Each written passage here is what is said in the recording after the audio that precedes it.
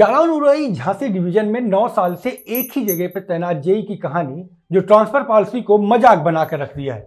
उत्तर प्रदेश की योगी सरकार भले ही भ्रष्टाचार पर जीरो टॉलरेंस की नीति की बात करती हो, लेकिन विभाग और विभागीय अधिकारियों की वजह से जमीनी हकीकत कुछ और ही बयां कर रही है। आइए बताते हैं कैसे जल संस्थान विभाग के एक जेई ने 9 साल तक एक ही जिले में डेरा डालकर ट्रांसफर पॉलिसी को कागज का टुकड़ा बना दिया।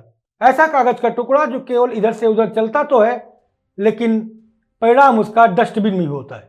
2016 में जेई आलोक कुमार की तैनाती जल संस्थान डिवीजन झांसी के मौरानीपुर में की गई, लेकिन सिर्फ कुछ महीनों में ही उन्होंने अपना ट्रांसफर करवा लिया उरई जल संस्थान की जालौन इकाई में, और यहीं से शुरू होती है उनकी स्थायी पोस्टिंग की बड़ी और खेल वाली कहानी। क्योंकि 2016 से लेकर 2025 तक यानी लगातार 9 वर्ष उसी जालौन इकाई में टिके रहे, जबकि यूपी ट्रांसफर पॉलिसी कहती है कि 3 साल की अधिकतम अवधि एक जिले में 5 साल से ज्यादा रुकना प्रतिबंधित है, जो नियमतः पूरी तरीके से गलत है। सूत्रों के अनुसार जेई आलोक कुमार पर ट्यूबवेल ऑपरेटरों की नियुक्ति में पैसे लेकर मनमानी करना, बंदरबाट करने का बड़ा आरोप है। वहीं अपनी रिश्तेदारी का लाभ उठाने का भी एक आरोप ऐसा संगीन है जिसे झुटलाया नहीं जा सकता। और सबसे बड़ा खेल अपनी ससुराल जालौन में होने का फायदा उठाना। लाइव न्यूज एक्स की जांच में जब ये चौंकाने वाली बातें सामने आई तो जालौन के लौना रोड स्थित जिस ट्यूबवेल पर उनके ससुर कार्यरत हैं, वहीं से कई फाइलें होकर गुजरती हैं।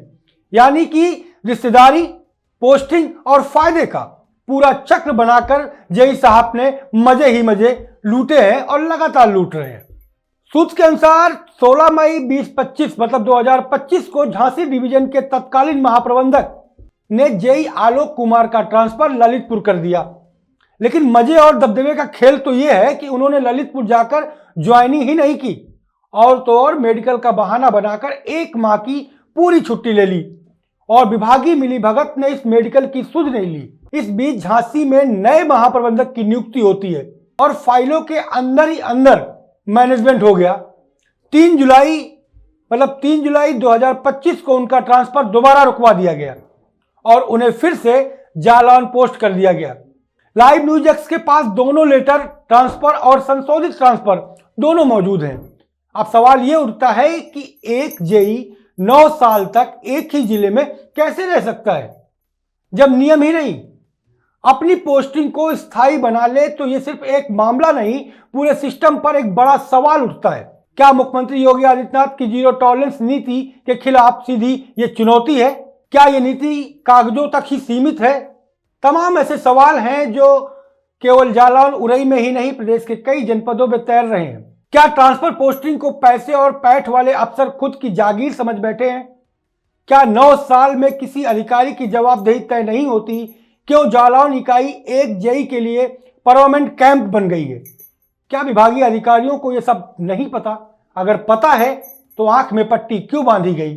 क्यों किसी एक के लिए याराना बना हुआ है विभाग की ऐसी करतूतें जो केवल जालौन तक सीमित नहीं है, बल्कि जगजाहिर है तमाम विभागों में भी?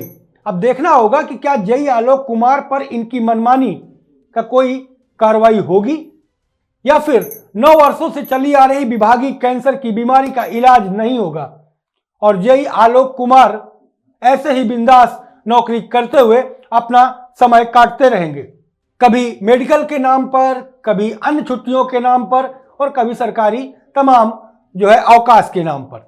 लेकिन इस पूरी कार्रवाई पर लाइव न्यूज एक्स की नजर तीखी बनी रहेगी और देखते हैं कि आखिरकार सीएम की नीति जालौन के जल संस्थान में लागू होती है कि नहीं।